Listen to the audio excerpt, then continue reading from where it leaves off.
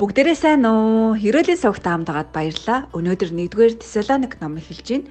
2-3 дугаар ишлэл дээрээс бид та бүгдийн төлөө Бурханд үргэлж талархахдаа та нарыг залбиралдаа тасралтгүй дурсаж бидний Бурхан бөгөөд эцгийн өмнө та нарын итгэлийн үйл хайрын хөдөлмөр хийгээд эзэн Есүс Христ дэх тууштай найдварыг чинь байнга сандгаа. Амен. Энэ ишлүүдээр дамжуулаад миний бүр нүд нээгдээд хүч ороод хүчрэгжээд сууж байна.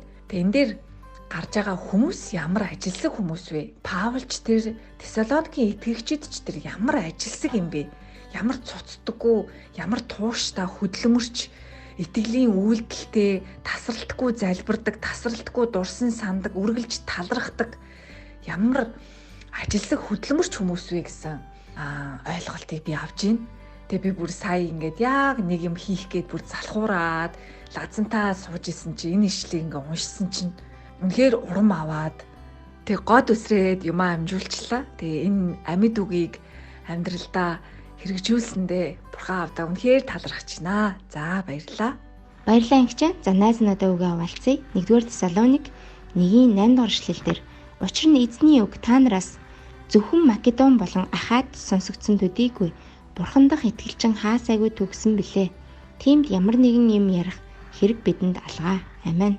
Энэ ишлэлдэр гарч энэ эзний үг төдийгүй бурхан дах итгэлчин хаасайгүй төгсөн гэж гарч байна. Тэгээ би эзний өмнө суугаад асууж байна л да.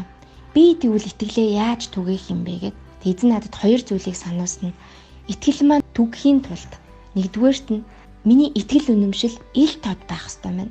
Хоёрдугаарт нь тэр ил тод итгэл үнэмшлийнхаа дагуух үүстэй амьдралтай байх хэрэгтэй.